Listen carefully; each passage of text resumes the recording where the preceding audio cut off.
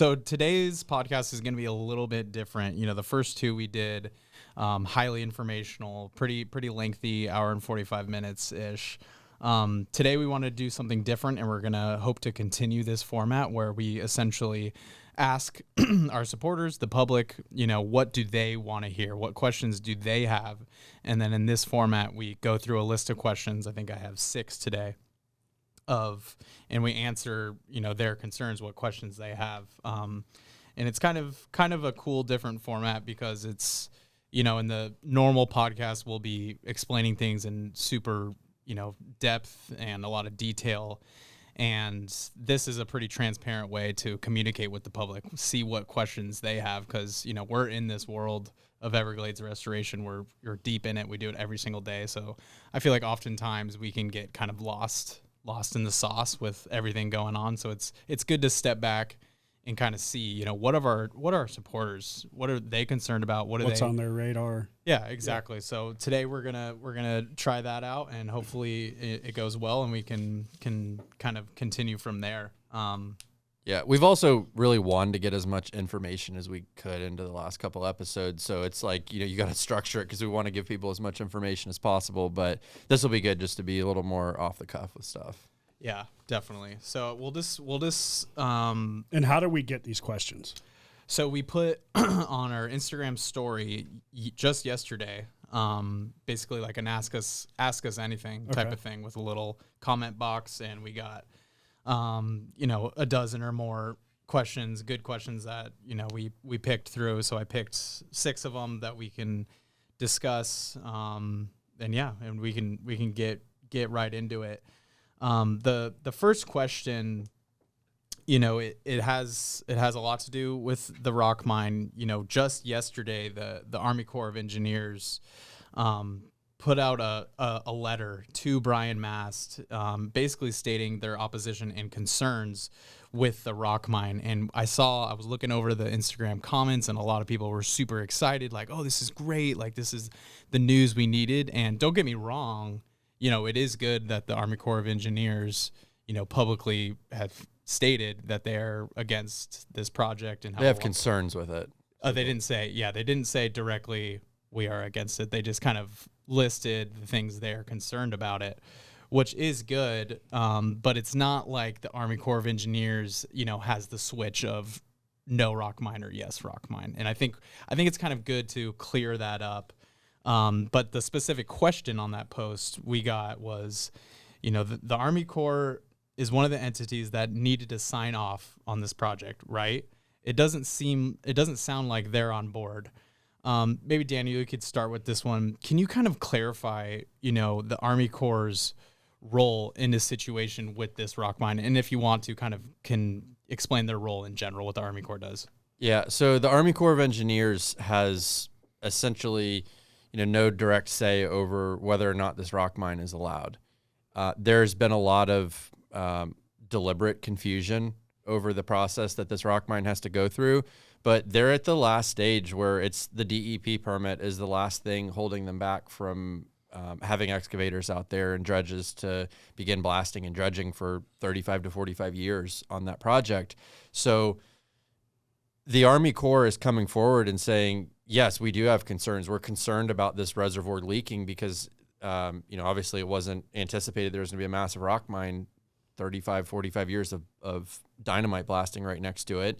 They're concerned about the operations of the reservoir, the STA, how this could impact it, saying that they want to study it. But again, it's going through that new unsolicited proposals bid that this was the point we were making the whole time. Slow down, let the Army Corps figure out, is this going to have a negative impact on the $4 billion taxpayer-funded lifeline for Florida's coast, for our economy, for our way of life, for everything that we care about, and the reason that we started Captains, which is to stop the discharges from Lake Okeechobee. They have no official say in this, but the applicant has consistently led the public to believe that this is going to go through this thorough vetting process, and it's not. But I think this should be a big wake-up call to the state of Florida, to Governor DeSantis, to DEP, that you've got a $4 billion taxpayer funded project at risk, and the people that engineered it and are building it have concerns that this could have negative impacts, and they want to study it. So we need to pump the brakes on that project, and that needs to be a message that our policymakers have heard, because they clearly have not to this point. And it's one thing, those are basically the exact arguments or concerns that we've been bringing up, right? And that's common sense. You've got a massive above ground reservoir and you're going to blast dynamite and excavate next to it for decades. The risk of that, if it was next to your house, the risk of your house, getting cracks in the walls and the foundation would be very high. And so that's a common sense thing. But those concerns coming from us, there's certainly a lot more weight behind and behind those concerns when they're also coming from the largest engineering firm in the world, the Army Corps of Engineers, and the people that designed that project. And so, unfortunately, there is no check and balance where they have to sign off, but it definitely elevates the relevancy of those concerns that we've been bringing up. Yeah, it's not just us saying, this is a problem. Now you have the Army Corps of Engineers saying this could be a problem. Yeah. Yeah. Which is great. And maybe, Chris, real quick, too, I think it would be nice for the listeners to kind of understand, in general, with Everglades restoration, the Army Corps' purpose and their function. Can you kind of describe what the Army Corps does, and maybe the flip side, what the state does, just super high level? Yeah. I mean, Everglades restoration, in essence, is a series of infrastructure projects, the biggest and the central project to it being the EAA reservoir, and then removal of barriers to flow. So bridges on Tamiami Trail, taking down levees and filling in canals that are south of the Everglades agricultural area in the central Everglades. And those projects are a partnership. That whole effort is a partnership between the state of Florida and the federal government, the South Florida Water Management District on the state side, the Army Corps of Engineers on the federal side. And so when it comes to this case, the EAA reservoir, that's a partnership where they are working together to build the whole of that project, which is a 10,500 acre reservoir and a 6,500 acre filter marsh, engineered wetland that will clean that water and send clean water, take water from Lake Okeechobee, put it into that reservoir, clean the water through the wetland, send clean water to the Everglades. And that reservoir is the single most beneficial project within Everglades restoration to reduce the discharges to the east and west coast. Yep. And so for us, that's been the priority of the organization. And to see anything come in that could threaten the effectiveness of that project, a major concern, and that's what we've been saying all along. Definitely. That was a good rundown. So the second question, we get tons of comments, questions about the overdevelopment of Florida, which is obviously, especially people that have lived here for a long time, the Florida they once knew is almost not even recognizable to them. It's a huge issue. We get it all the time. And the specific question we got yesterday, it says, "We are dying because of devastating development, these cookie cutter homes and subdivisions and golf courses. When is this going to be addressed? All talk is about big sugar and the farmers that feed you." Daniel, why don't you take a stab at that one? Well, I think just overall looking at the development issue in Florida, we're taking a very short-sighted approach. It's just like, this is, where's the next gas station? Where's the next, chain fast food restaurant? Where's the next community going to be? I think, we're not doing the greatest job stepping back and looking like, hey, what do we want Florida to look like 30 years from now, 50 years from now, 100 years from now? And maybe those conversations are happening, but there's not transparency to the public. We founded Captains for Clean Water because of the discharges.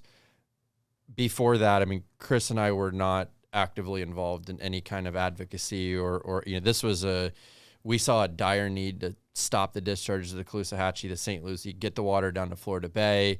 There was a lot of effort to try to work on Everglades restoration, and people weren't involved with that fight. The fight was, scientists and environmental organizations that were kind of working with each other and just they weren't making the progress that they needed to be successful. So the development issue in Florida is absolutely a huge one. It will require a Herculean effort to meaningfully address and to bring all the players to the table and figure out what is the Florida that we want to leave for the next generation, and how are we going to address the population issues of people that 1,000 people a day that are moving here to Florida. We're not experts in that. We don't have all those answers. I mean, certainly it's something, as being born and raised here, it's devastating just seeing the changes that have happened and the irresponsible side. I will say the local community organizations, for us here in Southwest Florida, SCCF is actively involved. The Conservancy of Southwest Florida actively involved. It is incredibly intensive. I mean, they are lawsuits and land acquisitions with people that were intending to develop in areas. They do a great job, and that's I think largely a regional fight. However, it has been a losing battle for all this different, and it doesn't matter where you're at in Florida. When there's billions of dollars to be made developing, people are going to be engaged in that. That's not the core part of our mission and our fight here at Captain's. If you look currently, about 3/4 of the nutrient pollution that enters Lake Okeechobee, as well as 3/4 of the nutrient pollution that enters in the Caloosahatchee Basin on the West Coast, I'm not sure the exact number over on the East Coast, comes from agricultural pollution. Now, that doesn't mean that development isn't a problem. And as more ag land gets converted to development, the ag pollution number will lower and the urban pollution will go up. Mm-hmm. If you look at it from that pie chart perspective.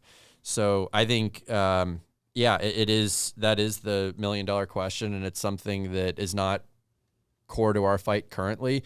We saw this massive discharge issue that's caused, billions of dollars of economic harm in a year like 2018 when you have the red tide blooms. That is our sole focus, and even doing that, it's a David and Goliath fight. Like we're significantly outspent, significantly outnumbered with lobbyists and advocates and all that. That will continue to be our mission, and that's what we're focused on. But we certainly, and I think we'll have guests on the podcast that are talking more about the development issue and regionally. But I would give a big shout out here in Southwest Florida to SCCF and the Conservancy of Southwest Florida, because they've got full teams that are working on that solely, and they've made good progress. But for every little bit of progress, the opposition, the developers come in and they figure out how to make more progress. Yeah, and you talk about what it taken, and look, we're both born and raised here. The development thing and seeing areas that we know are valuable wetlands, valuable to our drinking water supply, valuable to the wildlife, areas that I grew up hunting that are now cookie cutter homes.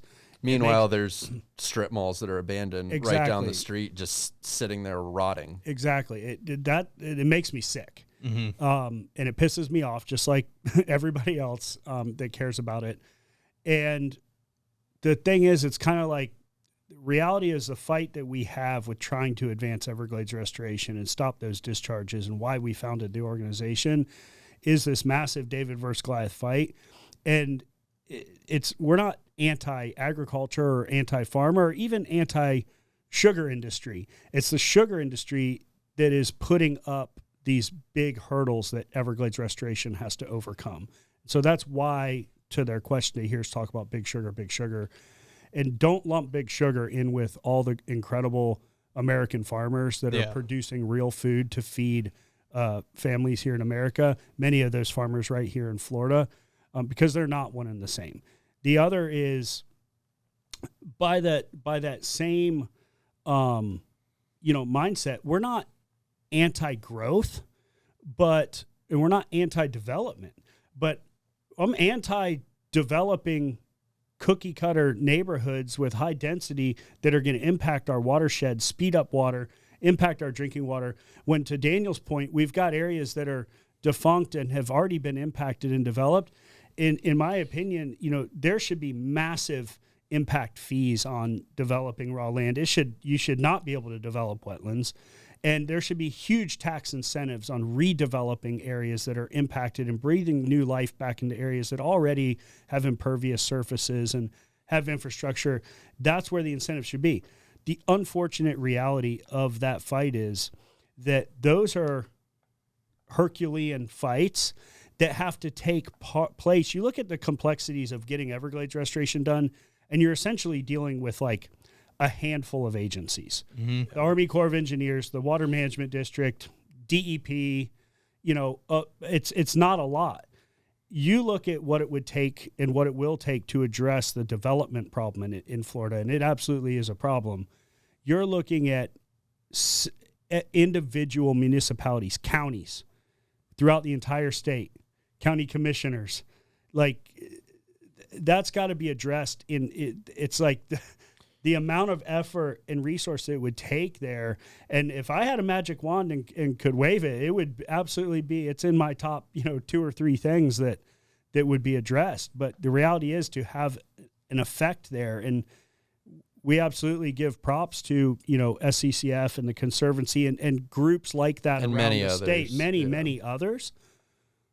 But look what's happening. It's like barely stopping it's still coming. And so that just goes to show what a massive fight that is. And to Daniel's point, we're already so outgunned with doing what we were founded to do and stop those discharges that even putting 100% of the resource in that we have as the small organization we are isn't enough to stop that. And it is for me as a native Floridian, and somebody who cares about those places a lot, it's terrifying.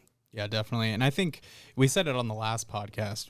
We know Florida is dying by 1,000 cuts, and development is a giant cut.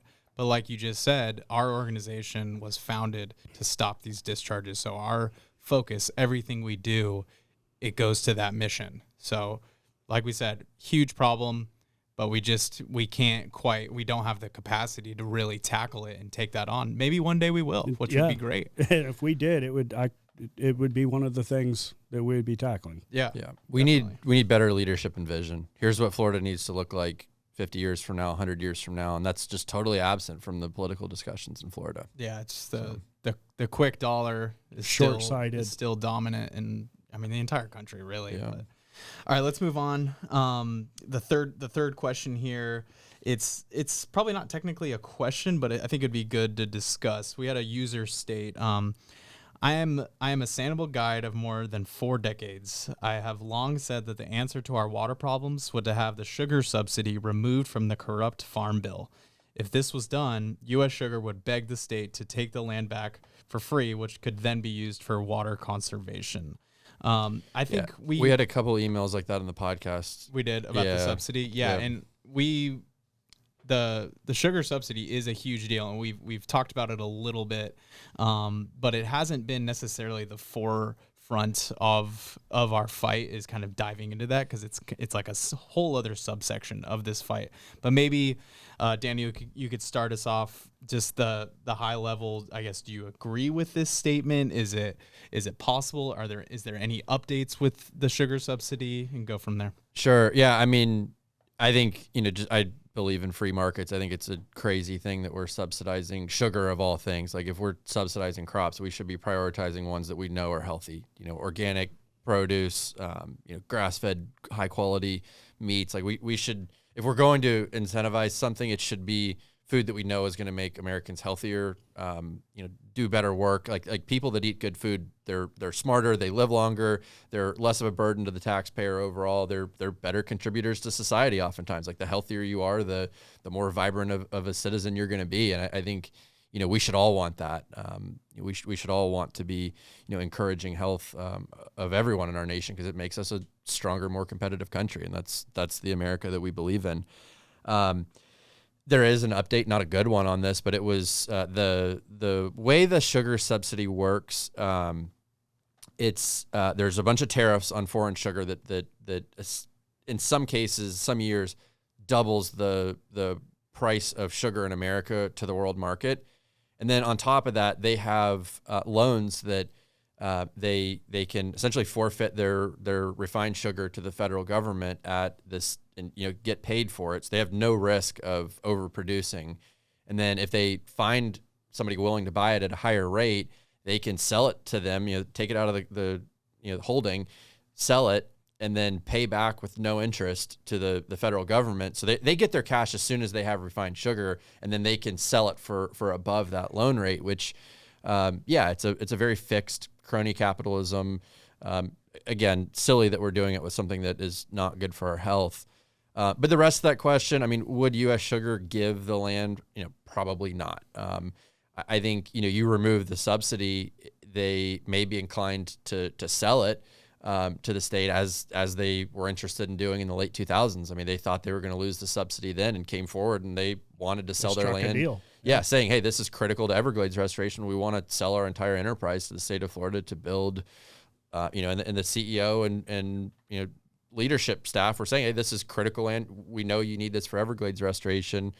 But unfortunately, that loan rate was extended for 5 years. So it's locked in, the highest subsidy rate in U.S. history for sugar, or loan rate for sugar. So unfortunately, that is that ship has sailed. Yeah, and one thing I was confused about, because they mentioned the Farm Bill, which, the sugar subsidy, that's where it typically was in. It was in that Farm Bill, and I know it was this recent Farm Bill, it was delayed, 2-3 times, for full year extensions. Yep. And then can you kind of discuss, because was it moved from the Farm Bill to the Big Beautiful Bill? I don't even know, how does that happen? Because it ended up in the Big Beautiful Bill, which passed, so that loan rate passed. Yeah. Bad. But how does that work? So they took all of the ag subsidy portion out of the Farm Bill and put it in the Budget Reconciliation Bill, which was the Big Beautiful Bill.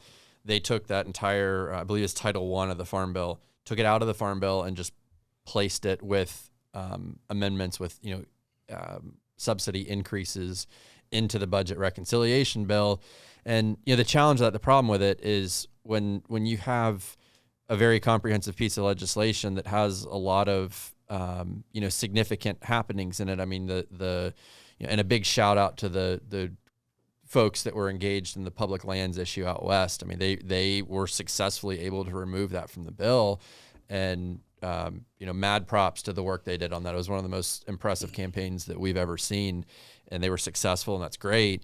But when you have dozens, hundreds potentially of major issues like that in there, it's hard to mobilize people and say, hey, and, I think that's why you see more and more of that happening in Congress, and both sides do it. They just put their whole agenda into one bill. And it's like, how do you possibly, when it's on a, 3 or 4 week timeline from when public sees it to its pass, makes it really hard for the public to engage. Yeah. And I mean, that's definitely part of the strategy. Well, on a small scale, we saw that with 2508, similar, where they just jammed in so much bad language, because they're like, all right, we know this is a compromise situation, like how bills happen. They know they're not going to be able to get everything bad out of it, so they're able to get some bad stuff. It's negotiation strategy. It's you start at an extreme, knowing that you're going to land in the middle. Yep, which is where you want to. Yeah, and meanwhile we're like, no, this is all bad. Yeah. I don't want any of it. All right, what do we have next? So we have next is a big one as of late in the news media, national media. The Everglades, the Alligator Alcatraz. We've publicly stated we're against it on our social media, but I think now with this podcast we can kind of talk about it a little bit more. I guess Chris, we could start with you. What if someone's listening to this and they don't know what's going on? I think most people have heard of it at least. Okay, maybe we could skip that part. But we did get a specific question about it. It was we had a bunch of them on that one. Yeah, this one is, what is the impact on the Everglades with Alligator Alcatraz? We can start there. So that was part of what we voiced our opposition about. It was we don't really know what the impact is. The reality is there was a huge fight when that area they're using was attempted to be turned into a massive airport. There was a fight that resulted in it stopping, and that fight is what spurred the birth of some of the conservation organizations that are fighting that issue today. And even Earth Day itself was Earth from Day. that. Yep, exactly. Wow. And so there is a lot surrounding the history of that site. For us, taking into account that our mission is to stop those discharges and restore the Everglades, we're not an environmental organization, but we have the concerns there that doing things with good intentions today that could have negative impacts without analyzing those. That's why we're in the position we are today. People drained the Everglades a century ago because they thought it was this great idea, and now we've got all these negative consequences. And so it's not even just about what are the environmental impacts that populating that site could be, right? It's what precedent does it set? What level of impact or activity is acceptable within the confines of the Everglades? You're going to host a Woodstock in the Everglades. What is acceptable and how much is that impact? And the impact could be, to the water and water quality, but it could be light pollution, noise pollution, there's any of these things. That's not really the world that Captains operates in. But the reality is we're fighting to save and restore the Everglades. And this is something that you don't know because there isn't an analysis. But the big one for us was the kind of that slippery slope of precedent that it would set of what is acceptable. And the use really had nothing to do with our position at all. Like Right. Chris said, I mean, Woodstock Music Festival, a casino, a circus, even to take like the polar opposite and say, make it a sanctuary city out there. Like, it doesn't matter what the use is. Like, we just don't want stuff in the natural Everglades. Yeah. And if that's what they needed to do, that's way outside of our mission. How much extra did it cost to do it there versus to, put it on, one of the several other Air Force bases? Like, none of those questions were asked. It was just like, hey, it was announced, and then 3 days later, there's dump trucks coming in. So again, our issue with that is purely, and it's done. Like, we're not continuing to put resources into it. There's several other organizations that are, Friends of the Everglades is actively involved with that. We're not continuing to. It's done. It's built. It's not something that we're pumping. It's not our fight. Will that have an impact on discharges? No. Will that have an impact on water delivery to Florida Bay? No. I mean, it is upstream from the Lossman's backcountry, which is an awesome place in the Everglades, and I certainly hope that environmental impacts are very low. And the organizations that are fighting that, if that's an issue that matters to you, I mean, there's again, a little outside of our scope. The precedent was concerning, but not squarely our fight, but. Yeah, But also, those concerns and the fact that it's there, it exists. It's a lot like I would relate it a lot to phosphate mining. It happens. It exists. We would like to see no phosphate mining in Florida. It has a negative impact. It's also, do we have capacity to stop it? What I would like to see at this point, it's like that thing is there. There's people there. There's tents there. The appeal that I would have is if this thing's supposed to be temporary, put the date on the calendar, and when the government leaves, take down every stretch of fence, take out every piece of asphalt, take out every piece of concrete, replant it with native vegetation, and actually restore that piece of ground to what it was before the airport was started, 50 years ago or however long ago that was. But to Daniel's point, the reality of that issue, and it is an important issue, and a lot of it has impact to the Miccosukee Indian tribes that are right there, and absolutely feel for them, and that's why we opposed it. But it's not a fight that we, have the bandwidth to kill in it, and it's happening. But I would, implore anybody listening that has the power, like, if do everything you can to correct that. And the for us, it's kind of this parallel of there's a lot of this concern, and undoubtedly and rightfully so, this concern around what impacts that facility will have. And that's one of the reasons why we're so concerned, and that same amount of noise should be had around this rock mine. You've got a facility that they're saying is going to be temporary, and they're mitigating for environmental impacts. They're bringing in their fresh water and they're trucking out their wastewater, all these things, but none of that is addressed with the threat of a rock mine in the Everglades next to the EAA reservoir that isn't temporary. It's permanent. It's forever.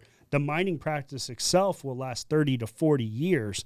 And then the environmental impacts as a result of that mine will literally last for generations. And so orders of magnitude more impactful on discharges to the Caloosahatchee and St. Lucie and the starvation of Florida Bay from lack of fresh water. And so that's why we are pushing so hard on that rock mine as opposed to any other issue in the state of Florida. Is it directly affects our mission and why we were formed, and stopping those discharges and getting clean water to the Everglades. It is a direct threat to the $4 billion EAA reservoir. The Army Corps of Engineers just said they have concerns and they want to study, what are those impacts going to be. Nobody's done that work. The rock mine is it's absolutely wild how much of an impact it could potentially have on Everglades restoration as a whole. And that's not to say that Alligator Alcatraz doesn't also have concern. Like, if people are free to have their beliefs on whatever side they want on any of these issues, but that rock mine for us, as fishing guides that gave up our career because watching the discharges destroy the place that we love, this rock mine is a direct threat to the legacy of Everglades restoration and the vision that we have of not having to experience these red tide super blooms that are crippling economies, causing billions of dollars of economic harm. I mean, it is wild that people are still so confused. And I mean, even like in the comments, like, oh yeah, Army Corps is going to step in. Like, they can't do anything. It is right. There's no legal jurisdiction where they have to sign off. Yeah, they don't have to switch. The only thing that those concerns can do is to help spur, DEP to say, okay, hold on. Yeah. Maybe we need to let our own water management district and the Army Corps of Engineers analyze what possible impacts could come from this. But, a lot like the development issue, I would, a couple of things stand out to me on that Alligator Alcatraz thing. And it's one, kudos to the people that feel, that are willing to fight for as hard as they believe in something. People, like Friends of the Everglades or Betty Osceola, those folks have been down there. And I think anytime you see people taking their time and using their voice to impact something that, a change or a direction, those people deserve a lot of credit. And so, I think credit is certainly due there, and appreciate just their willingness to put themselves out there and attack those type of issues. Yeah, definitely. I mean, I'll just add one quick thing as part of the communications team for Captains for Clean Water. All you listening, if you're super fired up about Alligator Alcatraz, great. Let's get that same energy for this rock mine, because we definitely need it. We really do. This Alligator Alcatraz thing, it's got a ton of attention, and unfortunately, in that attention, it's kind of overshadowed the rock mine situation, and it's life or death with this rock mine situation going on. So all of you listening, channel that energy. We're going to need you guys. The rock, like Daniel said, the Alligator Alcatraz, that's in the ground. That's like functioning, but the rock mine still hasn't begun. We can still kill it and win. So let's get some more momentum building for that. But I think we can safely move on to the next question if you guys are good with that. All right. So this next question 5 here, it kind of gets to the heart of our issue, which we've talked about. We had a user ask, will we soon or ever see the Lake O discharges stop each spring? Science has proven it exacerbates red tide. Does any of you want to take a stab? Yeah, I mean, there's a lot to understand just about, the Caloosahatchee on the West Coast needs dry season flow. It needs flow, and it's currently coming from Lake Okeechobee. Next week, there's a ribbon cutting at the C-43 reservoir, which will alleviate the Caloosahatchee's dependence on Lake Okeechobee for those springtime flows. So there's a lot of confusion about that every year. Like, oh, why are these organizations, asking for water from the lake during the dry season? Well, first of all, it helps lower the lake when we actually need the water to balance the salinity. It's good for the upper part of the estuary, the more freshwater grasses up there. It's the very high volume damaging discharges from Lake Okeechobee that really, that's what causes these or fuels the red tide bloom into these super blooms that we saw. And I mean, even this year in early February, we had a massive red tide bloom off of Sanibel that started further north, like just south of Tampa, and was kind of slowly creeping its way south. We were getting low volume discharges from Lake Okeechobee within the kind of safe envelope. And all eyeballs were on that. In early February, it showed up there and then it just disappeared. Mm-hmm. In 2018, we had a really similar situation where there was a red tide bloom off Boca Grande and even further north. It was lingering for like a year. Billions and billions of gallons a day in June and July are getting discharged of 2018. When that red tide met that discharge plume, it was like a match in gasoline. It just exploded overnight. Dead fish all over the beaches. The red tide cells were so thick that it looked like Purell hand sanitizer washing up on the beach. There's a big differentiation between that. So LOSOM, EAA reservoir significantly alleviate those high volume discharges, which are the super bloom. Those are the ones that like absolutely cripple the area. That's why Captains for Clean Water was founded. That's why LOSOM was so important for us. And we won. We got the 37% reduction of discharges off that. The reservoir, that's why the reservoir is so important to us. That's why we're fighting the rock mine so much, because we don't want to cripple the cornerstone project of Everglades restoration being that EAA reservoir, which gets, with good operations, 60% plus reduction in harmful discharges. The science is unclear on that. It hasn't been extensively studied, but you look at organizations like SCCF that have they're advocating for those dry season flows in the springtime from Lake Okeechobee to balance the salinity. They don't think it has any meaningful impact on the red tide. I'm not a scientist. Chris is not a scientist, but we haven't seen that be a case in the past where those low flow beneficial flows in the springtime. If anything, they're avoiding higher discharges in the fall, late summer to fall, when we really don't want them, when the water is warmer. So, and to explain a little bit into that, why we need those dry season flows, partially it ties back to development in Florida. And what happens when you develop within a watershed is it speeds it up. And so the water that would normally be slower would kind of balance the salinity mixing, the estuarian zone. The other part is the estuary. If you look at the Caloosahatchee River before it was dredged and channelized and had locks put in it, it was a winding, meandering river, and the mixing zone of fresh and salt water, the estuary, would kind of migrate in and out, from basically, by downtown Fort Myers, Thomas Edison home, up into like I-75 area in there. It's more of like a gradient. Yes, exactly. And so you had in the river, you had freshwater grasses that were long, healthy freshwater grasses that were up from where that mixing zone would be. And then you had plant life and oyster life that could live in that brackish water. And then you had the marine organisms that lived out in the salt water. What happened when you altered that system is in the wet season, you'd get these massive discharges of fresh water that would push a freshwater envelope all the way out to Sanibel Island. That fresh water killed the marine organisms, the saltwater grass, things that can't live in low salinity for extended periods of time. Then in the dry season, you got no flows.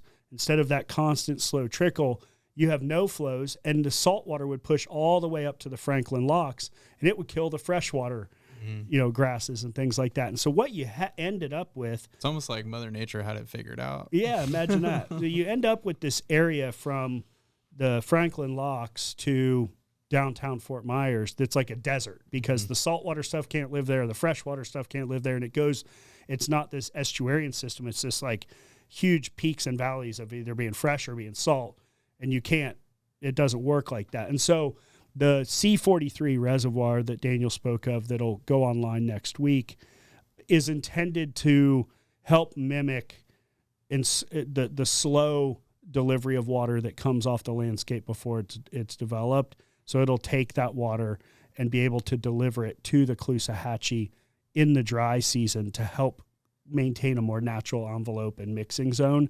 A lot like what Everglades restoration and water from the EAA reservoir is intended to do for Florida Bay. Mm-hmm. Yeah. I think that's good context. I was going to add that too, that, historically, and I always remember because Dr. Steve Davis explained this to me at the Everglades Foundation, that the Caloosahatchee was naturally connected to Lake Okeechobee through a nexus of creeks and little rivers. But not to make this even more complicated, on the flip side, the East Coast, the St. Lucie, was never connected to Lake Okeechobee. So they technically do not need any freshwater flows at any time of the year. Yep. It was a very indirect connection there, but where that freshwater supply would have mostly come from would have been all the creeks and sloughs and swamps and the cypress strands that fed into those oxbows of the Caloosahatchee. So it would have been within like the watersheds around Alva, Buckingham, LaBelle, areas like that, where in that that's sped up now, and so that water just isn't available during the dry season. And there's locks now, so even the water that is flowing off there is, if it's held back in the locks, salt water just runs all the way up to them, and you get this real hard line. Yeah, and it can be tricky for the Army Corps because they have it down to a science, because what we just explained, you can't get too much fresh water at a time, but you can't in the dry season. If you don't have enough, then stuff is going to die because there's too much salt water. And at the same time, the Army Corps is taking into account that situation, but also looking at just the overall height of the lake. It's like, and they're really looking at it through a lens of flood control and navigation. And so it wasn't really until recently, with the process of going through LOSOM, which is that new Lake Okeechobee System Operating Manual, that was a 5 or 6 year planning effort and collaboration between all stakeholders and users with the Corps, that those environmental metrics started to be plugged in there. Because, if you're just looking at it, what is success is one thing if you're looking at it from a flood control perspective or a navigation perspective, but if you're looking at it from an environmental perspective, it could be total failure, and you have to have the merging of all of those. Yeah. So short answer is those, what the Corps refers to as beneficial flows in the dry season, those are not causing big red tide problems. The high volume damaging discharges are absolutely exacerbating red tide, turning the naturally occurring blooms into these super blooms that are devastating to our economy. Captains for Clean Water's advocacy is all about stopping those damaging discharges. That's what we're continuing to do. That's why we're focused on the rock mine. That's why we're focused on the EAA reservoir. Get that thing funded, get it to completion, get it operating well, get that water flowing south, so we're not feeding these red tide blooms. Red tide's a monster. You give it the food that it wants, and it gets a hell of a lot bigger. And to answer the question on the timeline of that part of the question, that really depends on how much funding the Army Corps and the district get, how quickly those projects can be built, and what delays could happen. The sugar industry sued the Army Corps over the water in that reservoir. This rock mine, what if it jeopardizes the integrity and makes that reservoir leak to where it's not usable? Any of those things could push that timeline out. And so that's really why we're so concerned with that rock mine, is to that point, we need to see those damaging discharges stopped as soon as possible. And that defines our focus as an organization. And that's what defines the focus of this organization. Yeah, definitely. All right. What do we have next, Noah? Let's close it out. Question 6, more of a request. It was to tell a couple fishing stories. I feel like it could be a fun way to people to get to know you guys. You guys were fishing guides for years and years before, we started Captains. And we're not even to an hour yet, so that's good for us. That's progress. Let's see how these stories pan out. We were trying to do it in 30 minutes. It didn't work. Might have just jinxed us with these story times, but next podcast is going to be 4 hours. Yes. Yes. But yeah, let's tell a couple stories. You know, you guys have been on the water for a long time, so I'm sure you have. It's plenty. tough. I mean, literally. We're not necessarily a PG podcast, but maybe try to keep it somewhere not rated R. It's PG-13, okay. Every single day is a guide. I mean, when you're 12 hours in the water, I mean, we've blown up motors. I've sunk boats. I've right. had all kinds of crazy How things. many boats have you sunk? One or two? Just one of my own. But had all kinds of had another little incident that wasn't totally my fault, but just one of my own. But yeah, I mean, literally every day when you're out on the water, there's so many different things that happen. But Chris, and I'm sure we'll share a lot more of these as the podcast goes along. We'll see. We'll see what kind of feedback we get on these ones. But I mean, you just every day. I mean, you get 12 hours of stories. It's just that's the awesome part about being a guide. The thing about that is the things that happen out there are really, really special. And I always said, as a fishing guide, your job isn't to catch fish. It's to create memories and an experience and an impact. And I cannot tell you how many people that fished with me over the years that, you know, I will run into or talk to. Do you remember that time? And it was like, he was explaining this like epic trip. Like trying to remember. And I'm going like, it sounds awesome. I wish, I remembered that. Yeah. But the reality is, like, a lot of that blends together, but and I wouldn't say you get, I wouldn't say you get numb to it, or jaded to it at all, but you get like, it's just like, those people remember those things, and a lot. You're of living in the moment. It's yeah, like and you're what happens every day. Totally. Too. But I can think of, I mean, for one, I can think of kind of two stories that that I remember that just kind of highlight two sides of being a fishing guide. Being a fishing guide is, to me, is like the ultimate dream job. You're not worried about, you know, what's going on in the world, the politics, like all the stuff that we have to work on today. You're not worried about any of that. You're worried about like your decisions. And the goal is like, I want to make my decisions and do my thing. And I want everybody else to stay out of my way and leave me alone. And I'm going to provide this experience for these people. And so it is this like dream job. It's the most incredible office that exists, in my opinion. And whether that's here in Pine Island Sound or in the Keys or Everglades or on a river out west, that's why I believe, you know, the men and women who guide, most of them, they guide because it's that freedom and that whatever. But there's really meaningful experiences. I remember a lady who had taken her son and his friend, or bought a charter for her son and his friend on spring break or something with me. I took them out tarpon fishing. They caught tarpon. They came back, told her about how incredible it was. And a year or two later, she contacted me, and her father was his lifelong dream, I guess, to catch a tarpon. And he was in his 80s. And she wanted to get him a tarpon fishing trip for his birthday. And so took this I think he was 87 years old, out tarpon fishing. And he caught his first tarpon with me. He caught 3 tarpon that day. Nice. And she was crying. Like, and he was crying. Like, they were so happy. And then I think it was a year or two after that, one of those boys that had, maybe it was college spring break, one of those boys was married and had a kid. And it's probably 5 years later, I guess. And the granddad wanted to go tarpon fishing with his grandson and his great grandson. And we, went to do it. We tried to make it happen. And that was actually 2018.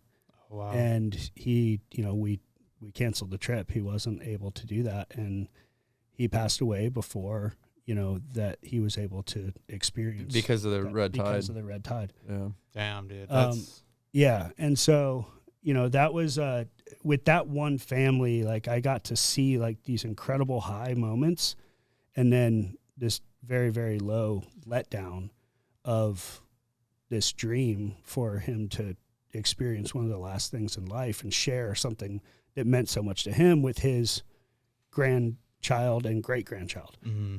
And then, so the other memory I have that's a lot more lighthearted is, I remember one day I was drifting Captiva Pass.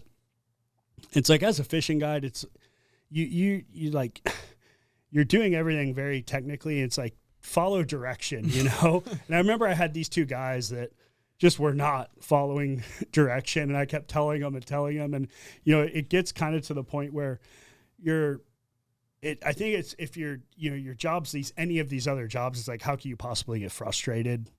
You're fishing, dude. What's so frustrating? But I remember I was getting pretty frustrated, and they just weren't doing, you know, I told them both to fish off the same side of the boat. We were setting up a drift a certain way. They didn't listen. They're on opposite sides of the boat, and they hook each other's lines under the boat. And I see one of them just crank down and yank. And at that time, the other guy's line goes down, and he yanks. And next thing you know, they're on opposite sides of the boat, yanking back and forth on each other. And, you know, I don't know if it was the right thing to do or not, but out of my frustration at the time, I sat there and let them pull on each other for a good 10 minutes or so until they were both exhausted. And then and I was like, hey, guys, we're going to a new spot. Right? Yeah, how did that end? You're like, you guys are hooked on each other. I was like, you guys have been hooked on each other. Next time I tell you to do something, listen to me. Dude, that's amazing. I love that.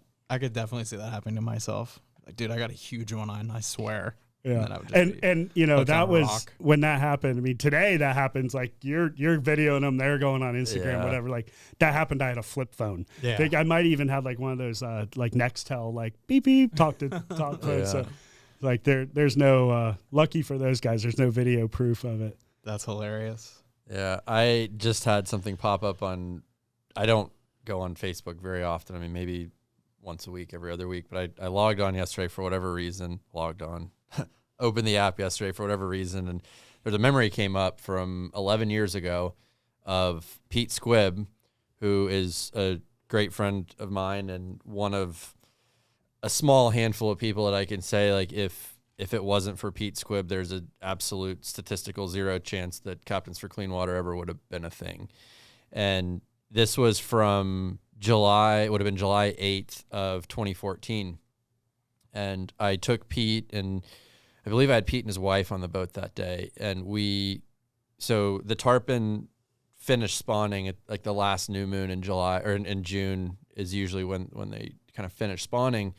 And afterwards, the fishing is volatile. Like you'll have an amazing, ridiculous day, and then you'll have 2 days where you're just surrounded by fish and you can't beg a bite out of them. And of course, had a day where we hooked double digits numbers of fish, and you know, the next day I get Pete in his boat, so I get Pete out there, and like you can't buy a bite. Like we have tarpon miles on either side of our boat, just everywhere, and you know, there's 8 or 10 other guides out there fishing these fish, and like you didn't see a single fish get hooked all day, kind of deal. But your line's in the water all the time, trying all this different stuff. And Pete doesn't really care about tarpon fishing, and that's all I wanted to do at that time in my life. Like I was 23 years old. The only thing I wanted to do was How old was Pete? Just so people have an idea of who. Pete was retired at that point. I don't know his exact age, but he had retired. He was the deputy director at DNR for state of Michigan. So he was managing deer populations, pheasant populations, all kinds of really cool stuff that he's doing, wildlife management. And he was in the process of moving to Florida full time.